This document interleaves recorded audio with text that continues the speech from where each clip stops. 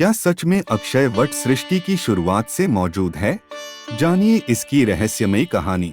नमस्कार दोस्तों, स्वागत है आपके अपने चैनल पर, जहां हम आपको लेकर चलते हैं रहस्यों और इतिहास के रोमांचक सफर पर। आज हम बात करने वाले हैं एक ऐसे पवित्र और रहस्यमयी वृक्ष की, जिसे माना जाता है कि यह सृष्टि की शुरुआत से ही अस्तित्व में है, अक्षय वट। यह वृक्ष न सिर्फ धार्मिक मान्यताओं से जुड़ा है, बल्कि इतिहास, पौराणिक कथाओं और विज्ञान के नजरिए से भी बेहद दिलचस्प है। क्या सच में यह अमर है? क्या यह काल के प्रभाव से परे है? और आखिर क्यों इसे इतना चमत्कारी माना जाता है? इन सभी सवालों के जवाब जानने के लिए इस वीडियो को पूरा देखें। अक्षय वट का रहस्य और धार्मिक महत्व। अक्षय वट प्रयागराज, उत्तर प्रदेश में स्थित एक दिव्य और पौराणिक वट वृक्ष है, जिसे हिंदू धर्म में अनादि और अविनाशी माना गया है। इस वृक्ष के दर्शन और परिक्रमा को मोक्षदायी कहा जाता है। इसे न केवल धार्मिक बल्कि आध्यात्मिक और ऐतिहासिक रूप से भी अत्यंत महत्वपूर्ण माना जाता है। अक्षय वट से जुड़ी कई रहस्यमयी कथाएं और मान्यताएं हैं, जो इसे हिंदू धर्म के सबसे पवित्र स्थलों में से एक बनाती हैं। प्रलयकाल और अक्षय वट। मान्यता है कि जब पूरी पृथ्वी प्रलय के जल में डूबी हुई थी, तब केवल अक्षय वट ही बचा रहा। श्रीहरि विष्णु स्वयं बाल रूप बालमुकुंद में इस वट वृक्ष की एक शाखा पर लेटे हुए थे और उन्होंने इस सृष्टि की पुनर्रचना की। इस कारण यह वृक्ष सनातन धर्म में अमरत्व और अनादि काल का प्रतीक माना जाता है। इस वृक्ष को अक्षय क्यों कहा जाता है? अक्षय का अर्थ होता है जो कभी नष्ट न हो। मान्यता है कि यह वृक्ष हजारों वर्षों से अस्तित्व में है और इसका मूल भाग आज भी जीवित है। इस वृक्ष को अनंत काल तक अस्तित्व में रहने वाला वृक्ष माना जाता है।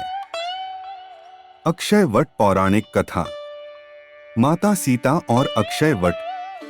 कहा जाता है कि जब भगवान श्री राम माता सीता और लक्ष्मण के साथ वनवास पर गए, तब माता सीता ने प्रयागराज में गंगा, यमुना और सरस्वती के पवित्र संगम के पास अक्षय वट के नीचे बैठकर भगवान शिव की तपस्या की थी। यह स्थान आज भी श्रद्धालुओं के लिए विशेष महत्व रखता है। श्री कृष्ण और अक्षय वट। एक अन्य कथा के अनुसार भगवान श्री कृष्ण ने अर्जुन को बताया था कि अक्षय वट साक्षात ब्रह्मा, विष्णु और महेश की शक्तियों से युक्त है।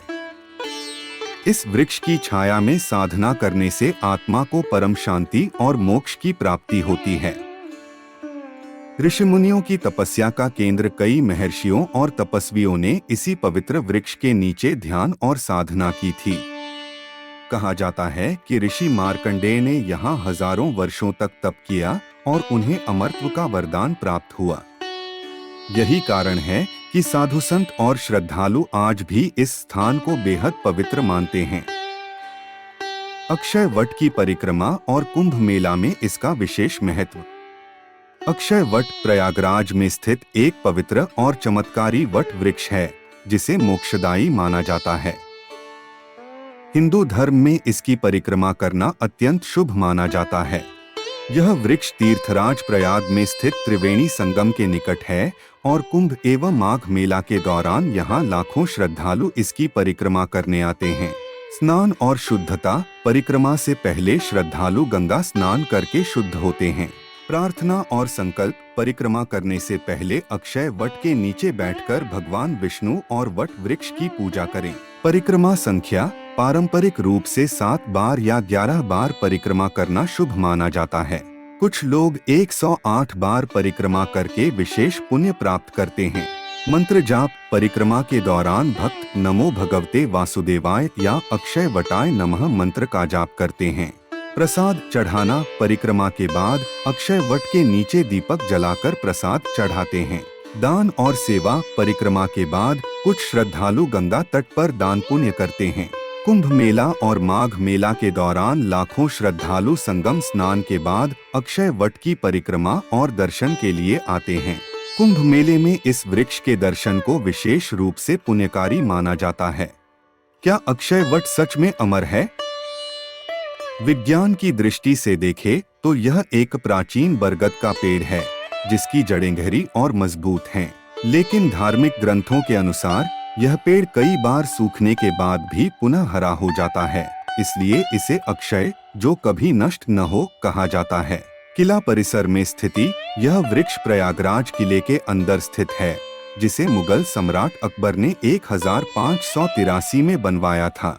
ब्रिटिश काल में प्रतिबंध अंग्रेजों ने सुरक्षा कारणों से इस क्षेत्र में आम जनता का प्रवेश प्रतिबंधित कर दिया था। अब आम जनता के लिए खुला। हाल के वर्षों में अक्षय वट को आम जनता के लिए दर्शन हेतु खोल दिया गया है। अगर आपको ये वीडियो पसंद आया हो तो इसे लाइक करें, चैनल को सब्सक्राइब करें और अपने दोस्तों के साथ शेयर करना न भूलें।